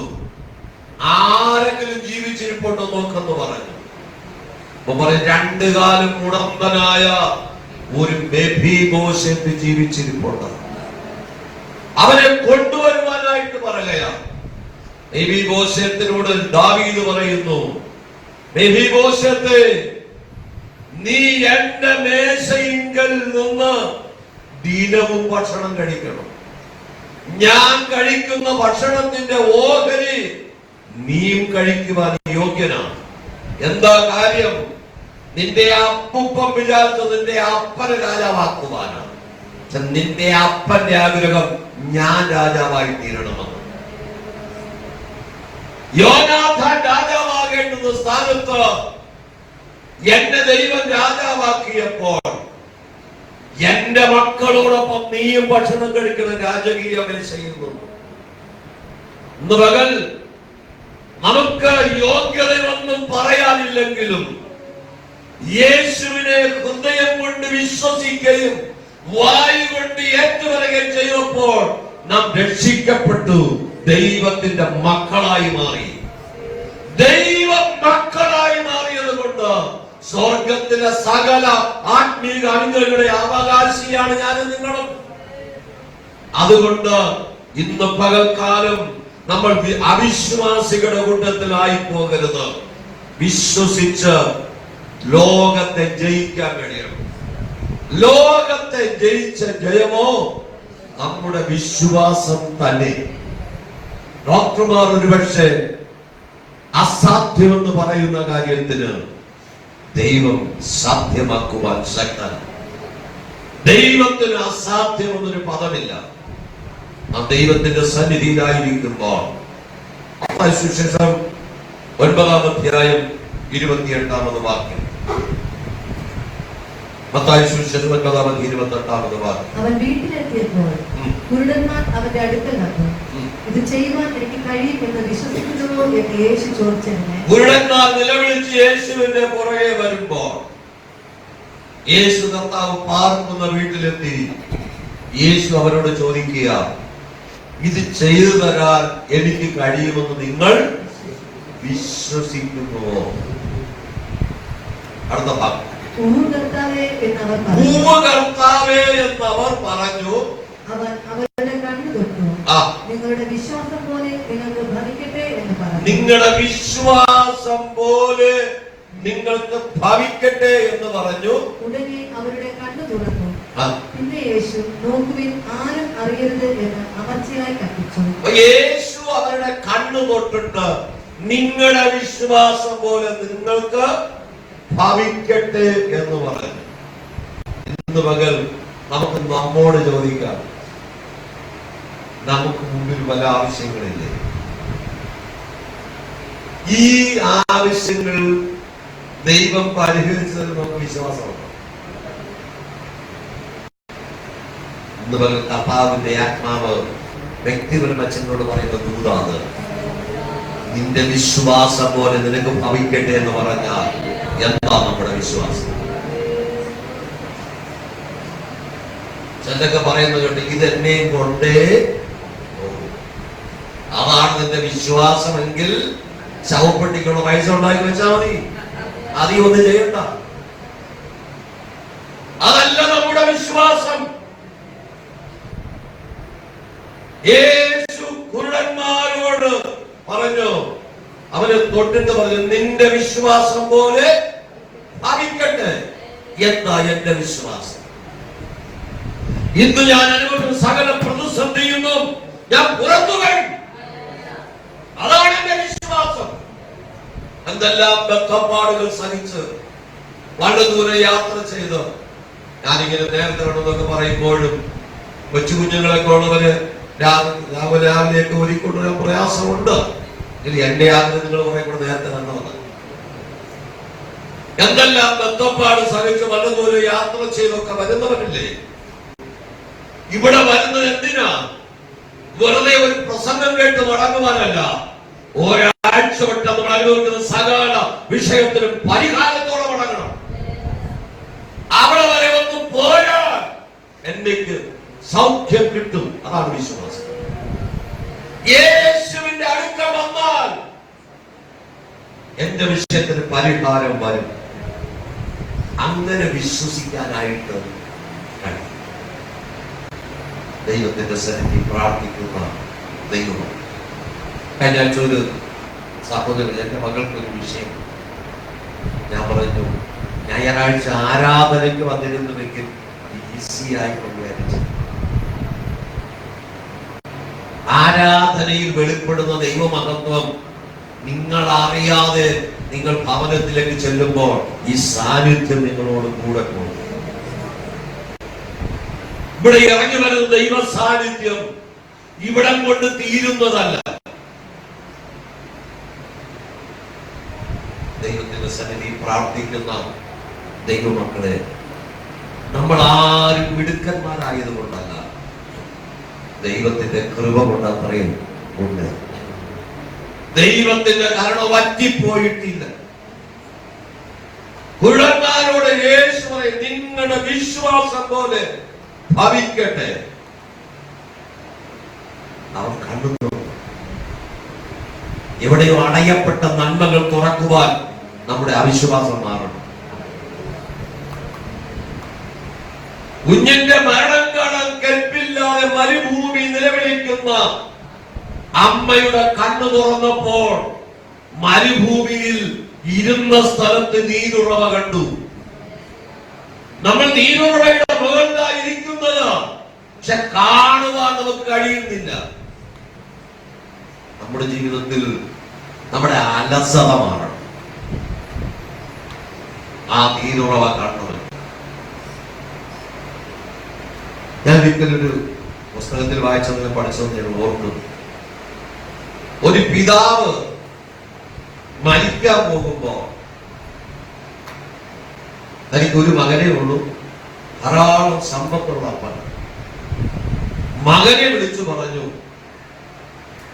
ഞാൻ ഇത്രയും കാലം അധ്വാനിച്ച ഒരു നിധിയുണ്ട്, അത് കുഴിച്ചു വച്ചിരിക്കുക, നീ അത് കിളച്ചെടുത്തോണം. അപ്പൻ മരിക്കുന്നത് വരെ ഉള്ള സമ്പത്തെല്ലാം തിന്ന് സുഖലോലുവനായിരുന്ന മകന്റെ അകത്തൊരു താല്പര്യം തോന്നി, ഇതൊന്ന് കുഴിച്ചെടുക്കണം. അവനിങ്ങനെ അധ്വാനിക്കാൻ തുടങ്ങി. കൂലിക്കാരനെ വിട്ടാൽ അവരെടുത്തോട് ഒരു നിധി സ്വന്തമായിട്ട് അധ്വാനിക്കാൻ തുടങ്ങി. അവിടെ പറമ്പ് മുഴുവൻ നന്നായി കിളച്ചു, ആഴത്തിൽ കുഴിച്ചു, കിളച്ചു, നിധി കിട്ടിയില്ല. അമ്മയുടെ അടുക്കൽ വന്ന് പറഞ്ഞു, അപ്പൻ എവിടെയാ നിധി ഒളിച്ചു വച്ചേക്കെന്ന് പറഞ്ഞു. നമ്മുടെ പറമ്പ് മുഴുവൻ കിളച്ച് ഞാൻ തളർന്നിട്ടും നിധി കിട്ടിയില്ല. അമ്മ പറഞ്ഞു, ആ കിളച്ച സ്ഥലത്തെല്ലാം എന്തെങ്കിലും ഒന്ന് നട്ടുവയ്ക്കരുത്, 1 വർഷം കഴിയുമ്പോൾ നിധി വരും. അലസനായിരിക്കുന്നവന് നിധി കിട്ടുകയില്ല, അധ്വാനിച്ചാൽ നിധിയുണ്ട്. ഇന്ന് പകൽക്കാലം നമ്മുടെ അലസത മാറിയേ മതിയാകും. എന്തുകൊണ്ട് നമ്മൾ അനുഗ്രഹിക്കപ്പെടുന്നില്ല? ആത്മീക ജീവിതത്തിൽ എവിടെയൊക്കെ അലസത വന്നുപോയി, എവിടെയൊക്കെയോ തിമിരം പിടിച്ചുപോയി, എവിടെയോ അവിശ്വാസം വന്നുപോയി. യേശുവിന്റെ അടുക്കൽ വരുന്ന കുരുടന്മാർ ചോദിക്കുന്നു, ഇത് ചെയ്തു തരാൻ കഴിവ് നിങ്ങൾ വിശ്വസിക്കുന്നുവോ? അവർ പറയുന്നു, ഉവ്വ് കർത്താവേ. യേശു അവിടെ മേൽ കൈവച്ചിട്ട് പറയുന്നു, നിങ്ങളുടെ വിശ്വാസം പോലെ നിങ്ങൾക്ക് ഭവിക്കട്ടെ. ഇന്ന് പകൽ എത്ര പേർക്ക് താല്പര്യമുണ്ട് കർത്താവിന്റെ വിശ്വാസം വർദ്ധിപ്പിച്ചതെന്ന് പറയാം? ഞാനിന്ന് അനുഭവിക്കുന്ന സകല പ്രതിസന്ധികളിൽ നിന്നും എന്നെ പുറത്തു കൊണ്ടുവരുവാൻ ശക്തനായ ഒരു ദൈവത്തെ ഞാൻ സേവിക്കും. കാറ്റിനെ ശാസിച്ചവൻ, കടലിനെ അടക്കിയവൻ, കുഷ്ഠരോഗിയെ സൗഖ്യമാക്കിയവൻ, അതെ, മരിച്ചവരെ ഉയർപ്പിച്ചവൻ, ആകാശത്തിലെ ഗ്രാമങ്ങൾ നിരത്തിയവൻ, ആകാശത്തിലെ വസ്ത്രം പോലെ അത് ചുരുട്ടുവാൻ അധികാരമുള്ള എന്റെ കർത്താവിന്റെ സന്നദ്ധരെ ഞാനായിരിക്കുന്നത്. കർത്താവിന് അസാധ്യമെന്നൊരു പദമില്ല. ശതാധിപൻ യേശുവിന്റെ അടുക്കലേക്ക് ചില ബാല്യക്കാരെ പറഞ്ഞയച്ചു. എന്റെ ബാല്യക്കാരൻ ദീനമായി കിടക്കുന്നു. യേശു കർത്താവ് ആ ബാല്യക്കാരനെ സൗഖ്യമാക്കുവാൻ എന്റെ വീട്ടിലേക്ക് വരാൻ തിരിയുമ്പോൾ യേശുവിന്റെ ശിഷ്യന്മാർ പറഞ്ഞു, നീ അത് ചെയ്തു കൊടുക്കാൻ അവൻ യോഗ്യനാണ്. ശതാധിപൻ ആണയിച്ചു പറയുക, കർത്താവേ, നീ എന്റെ പുരക്കകത്ത് വരാനുള്ള യോഗ്യത എനിക്കില്ല. നീ ഒരു വാക്ക് മാത്രം കൽപ്പിച്ചാൽ എന്റെ ബാല്യക്കാരന് സൗഖ്യം വരും. നമ്മുടെ വിശ്വാസത്തിന്റെ അളവ് വർദ്ധിക്കട്ടെ. ഇവിടെ ഇരുന്ന് പ്രാർത്ഥിക്കുമ്പോൾ നിന്റെ ഭവനത്തിനകത്ത് കെട്ടപ്പെട്ട തലമുറ വിടുവിക്കപ്പെടും. കൂർക്കം വലിച്ചു കിടന്ന് ഉറങ്ങുന്ന തലമുറയുണ്ടല്ലോ, ഇന്ന് വരെ ഇവിടെ ഇരുന്ന് പ്രാർത്ഥിക്കാം. ഭവനത്തിനകത്ത് കെട്ടപ്പെട്ട് കിടക്കുന്ന ചിലത് വിടുവിക്കപ്പെടുക. നീ അത്ര അധ്വാനിച്ചിട്ട് നന്മ അനുഭവിക്കാൻ കഴിയാതെ നിന്റെ അധ്വാനം മുഴുവൻ പലിശക്കാർ കൊണ്ടുപോകുന്നുവോ? ഇന്ന് പകൽക്കാലം വിശ്വാസത്തോടെ പ്രാർത്ഥിച്ച, ഓ, എന്റെ കൈകളുടെ അധ്വാന ഫലം ഞാൻ ഭക്ഷിക്കാൻ കഴിയാതെ നഷ്ടപ്പെട്ടു പോകുന്നുവെങ്കിൽ ഇന്ന് പകൽ മടക്കി പിടിക്കുക. ആരും വിശ്വസിക്കുന്നു? വിശ്വസിച്ച ദൈവത്തിന്റെ മഹത്വം കാണും. നഷ്ടപ്പെട്ട് തിരിച്ചു വരിക, നഷ്ടപ്പെട്ട് തിരിച്ചു വരിക.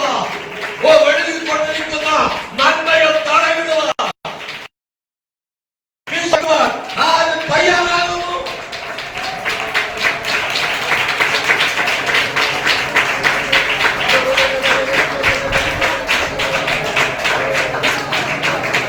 യോഹന്നാന്റെ സുവിശേഷം 11-ാം അധ്യായം പഠിക്കുമ്പോൾ ലാസർ മരിച്ച് കല്ലറയ്ക്കകത്തായിരിക്കുന്നു. യോഹന്നാന്റെ സുവിശേഷം 11-ാം അധ്യായത്തിൽ 25-ാം വാക്യം വായിക്കും. യേശു അവളോട്, ഞാൻ തന്നെ പുനരുത്ഥാനവും ജീവനുമാകുന്നു. എന്നിൽ വിശ്വസിക്കുന്നവൻ മരിച്ചാലും ജീവിക്കും. അതാണ് കർത്താവിന്റെ വിശ്വാസം. എന്നിൽ വിശ്വസിക്കുന്നവൻ മരിച്ചാലും ജീവിക്കും. 40-ാമത് വാക്യം. യേശു അവളോട്, വിശ്വസിച്ചാൽ നീ ദൈവത്തിന്റെ മഹത്വം കാണുമെന്ന്. വിശ്വസിച്ചാൽ നീ ദൈവത്തിന്റെ മഹത്വം കാണുമെന്ന് ഞാൻ നിന്നോട് പറഞ്ഞില്ലയോ എന്ന് പറഞ്ഞു.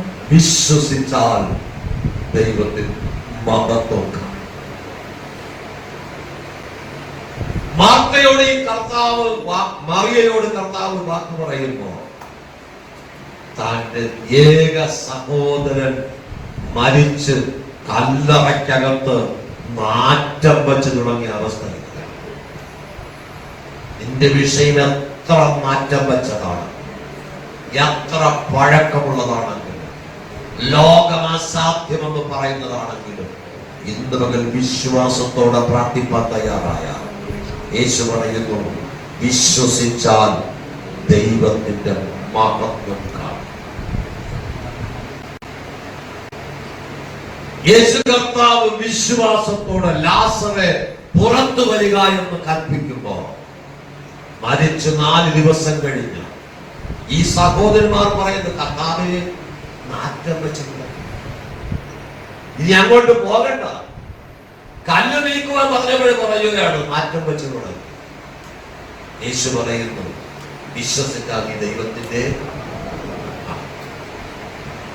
ലോകമസാധ്യമെന്ന് പറഞ്ഞത്. മനുഷ്യർ കല്ലുരുട്ടി വെച്ചത്, കല്ലറയ്ക്കുള്ളിൽ അടക്കം ചെയ്തത്, നിർജീവമായി പോയത് ജീവൻ പ്രാപിപ്പാൻ ഈ പകൽക്കാലം നമ്മുടെ വിശ്വാസം. വിശ്വസിച്ചാൽ ദൈവത്തിന്റെ മഹത്വം. യേശുവിന്റെ അടുക്കൽ കൊണ്ടുവന്ന യൗവനക്കാരന്റെ അപ്പനോട് കർത്താവ്, നിന്നാൽ വല്ലതും കഴിയുമെന്നോ? അല്ല, വിശ്വസിക്കുന്നവന് സകലതും കഴിയും. നമുക്കെല്ലാവർക്കും എഴുതേക്കാം. ആ ദൈവം നമ്മുടെ പല വിഷയങ്ങളും നിർജീവമായി പോയി. ലോകപ്രകാരം അത് കല്ലറയ്ക്കുള്ളിൽ അടയ്ക്കപ്പെട്ടതാണ്. നീ ഒരിക്കലും പുറത്തു വരികയില്ല എന്ന് ലോകം വിധി എഴുതിയതാണ്. നമുക്ക് വരുന്ന പ്രതിസന്ധി ലോകം വിളിച്ചു പറയും, ഇതോടെ അവസാനിച്ചു. ലോകം അവസാനിച്ചു എന്ന് പറഞ്ഞ, ലോകം പുറത്തു വരികയില്ലെന്ന് പറഞ്ഞ,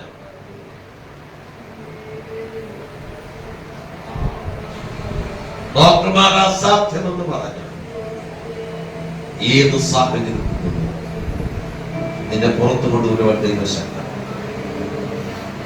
വിശ്വാസത്തോടെ യേശുവിന്റെ അടുക്കലേക്ക് വരാം.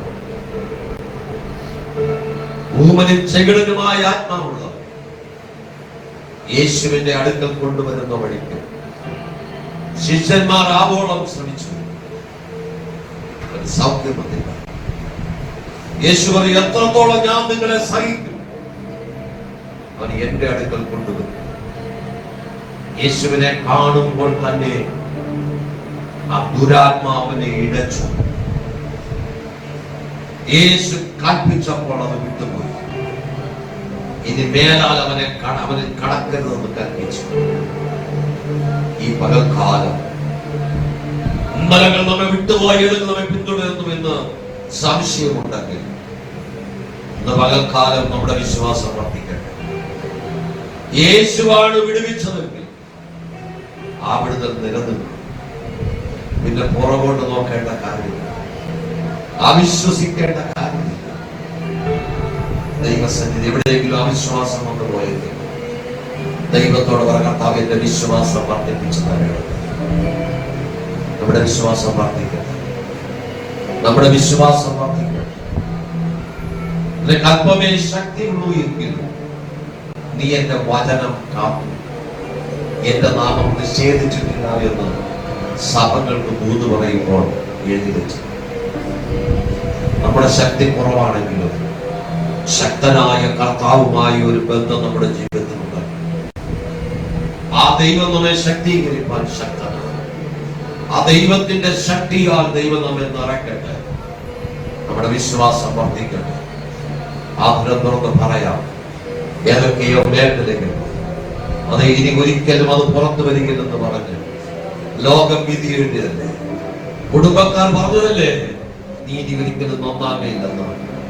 ദൈവം ഇതുവരെ നിന്നെ നടത്തിയെങ്കിൽ, മനുഷ്യന്റെ വാക്കുകൾക്ക് അതീതമായി ദൈവം പ്രവർത്തിച്ചെങ്കിൽ, ഈ പകൽക്കാലം ദൈവത്തിന്റെ പദ്ധതി വെളിപ്പെടുവാൻ, ദൈവത്തിന്റെ മഹത്വം വെളിപ്പെടുവാൻ, വിശ്വസിച്ചാൽ ദൈവത്തിന്റെ മഹത്വം കാണുമെന്ന ദൈവത്തിന്റെ വചനം പറയുമ്പോൾ, ഈ പകൽക്കാലം വിശ്വാസത്തോടെ ചിലത് നോക്കി കൽപ്പിക്കാൻ കർത്താവ് വിശ്വസ്തനാണ്. യേശു പറഞ്ഞു, നിന്നിൽ ഫലം ഉണ്ടാകാതെ പോകട്ടെ എന്ന് പറഞ്ഞ ആ വേരോട് മുടങ്ങിപ്പോയെങ്കിൽ, ഇന്ന് പകൽക്കാലം യേശു പറയുന്നു, ഈ കാളികമണിയോട് വിശ്വാസം ഉണ്ടെങ്കിൽ, ഈ കാട്ടത്തിയോട് വേരോടെ വീഴുന്നു, സമുദ്രത്തിന്റെ ആഴത്ത് നട്ടുപോകാൻ പറഞ്ഞാൽ അങ്ങനെ സംഭവിക്കും. വിശ്വാസത്തോടെ ദേശത്തെ നോക്കി ഈ ദേശം ദൈവത്താൽ പിടിക്കപ്പെടട്ടെ, ആകാശമണ്ഡലം വിശുദ്ധീകരിക്കപ്പെടട്ടെ, ദൈവ തേജസ്സ് കത്തുന്ന തീ പോലെ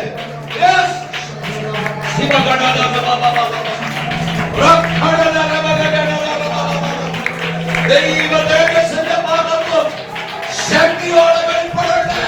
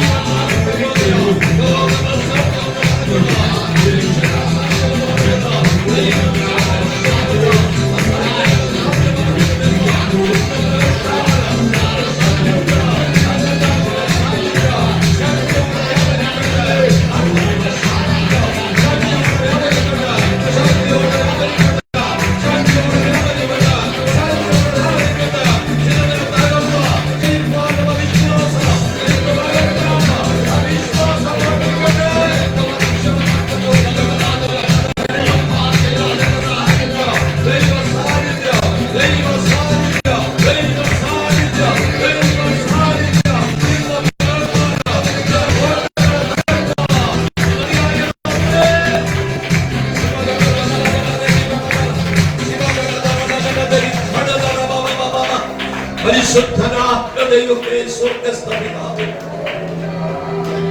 ഈ നല്ല പകൽക്കാലത്തിനായി ഒരു പ്രാവശ്യം കൂടെ ഞങ്ങൾ അങ്ങയുടെ സന്നിധി അടുത്തു ഞങ്ങളുടെ വിശ്വാസത്തെ വർദ്ധിപ്പിക്കണം. എവിടെയോ ഞങ്ങൾ വിശ്വാസത്തെ ക്ഷീണിച്ചു പോയത് ഇന്ന് പകൽ ഞങ്ങളുടെ വിശ്വാസത്തെ വർദ്ധിപ്പിക്കണം. ഓ ഹല്ലേലൂയ. കർത്താവ് പറഞ്ഞല്ലോ, വിശ്വസിക്കുന്നവന് സകലതും കഴിയുമെന്ന്. ഞങ്ങൾ വിശ്വാസത്തോടെ യേശുവിന്റെ അടുക്കലേക്ക് വരും. കുരുടന്മാർ യേശുവിന്റെ അടുക്കലേക്ക് വരുമ്പോൾ യേശു ചോദിക്കുന്നു, ഇത് ചെയ്തു തരാൻ എനിക്ക് കഴിയും, നിങ്ങൾ വിശ്വസിക്കുന്നു? കർത്താവേ എന്നവർ മറുപടി പറഞ്ഞു. കർത്താവ് അവരുടെ കണ്ണിൽ അത് കരം വെച്ച്, നിങ്ങളുടെ വിശ്വാസം പോലെ നിങ്ങൾക്ക് ഭവിക്കട്ടെ എന്ന് പറഞ്ഞു. ഉടനെ അവരുടെ കാഴ്ച ലഭിച്ചു. ഇന്ന് പകൽ നഷ്ടപ്പെട്ടു പോയതൊക്കെയും മടക്കി പ്രാപിക്കുക. ഈ പകൽക്കാലം നമ്മുടെ വിശ്വാസത്തോടെ കൽപ്പിക്കുക. കർത്താവ് നമുക്ക് വേണ്ടി അത്ഭുതങ്ങളെ ചെയ്യും. കർത്താവ് എന്തെല്ലാം നഷ്ടപ്പെട്ടോ അതെല്ലാം മടക്കി പ്രാപിച്ചു ഉല്ലാസത്തോടും ജയത്തോടും കർത്താവെ ഭവനങ്ങളിലേക്ക് മടങ്ങിപ്പോകാൻ സാധിക്കും. മടക്കയാത്രകൾ കൂടി സന്തോഷത്തോടെ സഭവനങ്ങൾ നിർഭയം വസിച്ച് പിന്നെ ഒരുമിച്ച് കൂടി വരുമ്പോൾ ദൈവ തേജസ്സിന്റെ മാർഗമാണ്. ഞങ്ങളുടെ വാഹനങ്ങൾ യാത്ര ചെയ്ത എല്ലാ സമൂഹങ്ങളും കർത്താവിന്റെ കരങ്ങൾ ഒരു പ്രാവശ്യം കൂടെ അവിടുത്തെ കൃപകളുണ്ട്. ഇടരുന്ന പൈതലിനായിട്ട് ഞങ്ങൾ സഭയായി ദൈവത്തിന്റെ വാചനമായ ചന്ദ് സൗഖ്യം വിടുവിക്കും. ദൈവത്തിന്റെ കൃപ പകൽക്കാലം നിങ്ങൾ ഒരുമിച്ച് വാഹനയാത്രകളെ ദൈവം വൈകുള്ള കൺവെൻഷൻ യോഗത്തിനായി ഞങ്ങളെ ഒരുക്കും. ആ ദേശം വിടുവിക്കുന്നു, അഭാവനം വിടുവിക്കും. ശുശ്രൂഷയ്ക്കും അനുഗ്രഹമാണ്. സകല മഹത്വമാണ് സ്വീകരിക്കും. യേശുവിന്റെ നാമം പ്രാർത്ഥന കേൾക്കണം. പരിശുദ്ധ പിതാവേ, ആമേൻ. ആശീർവാദം നമ്മുടെ കർത്താവായ യേശു പിതാവാം ദൈവത്തിന്റെ സ്നേഹം, ആശ്വസിപ്പിക്കുന്ന പരിശുദ്ധാത്മ, മനോഹരമായ സംസാരത്തിൽ കൂട്ടായ്മയും കാവലും നടത്തി നാം ഏവരോടും നമ്മെ കേൾപ്പിച്ച വചനങ്ങളോടും നാം എടുത്ത തീരുമാനങ്ങളോടും ഭൂലോകത്തിലെ സകല വിശുദ്ധന്മാരോടും കൂടെ ഇരിക്കുമാറാകട്ടെ. ആമേൻ. അർക്കപ്പെട്ട കുഞ്ഞാടിന് മഹത്വം. ഹല്ലേലൂയ, ഹല്ലേലൂയ, ഹല്ലേലൂയ. ആമേൻ. കർത്താവായ യേശുവേ വരെ സമാധാനത്തോടെ പോകാം.